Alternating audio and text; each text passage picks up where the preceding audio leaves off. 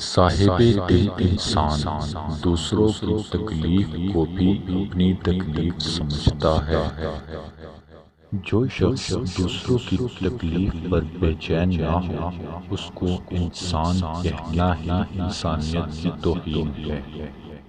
عدل و انصاف سے ملک کو استحکام ترقی حاصل ہوتی ہے، جبکہ ظلم و ستم سے ملک کی تباہی ہو جاتی ہے۔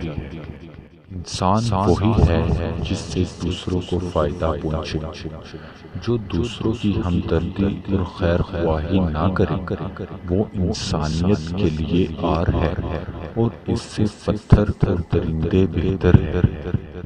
اللہ تعالیٰ کی راہ میں خرچ کرنا اور مخلوق خدا پر رحم و کرم کرنا ہی انجام کار اخروی کامیابی کا ضامن ہے۔ جس کی بیوی غیروں کے سامنے ہنستی تو سمجھ لے اس کا مرد کہلانے کے قابل نہیں۔ گل چھیڑے اڑانے والی عورت کا خاوند اگر اس کو روک نہ سکے تو اس کا گونگا بن جانا ہی بہتر ہے۔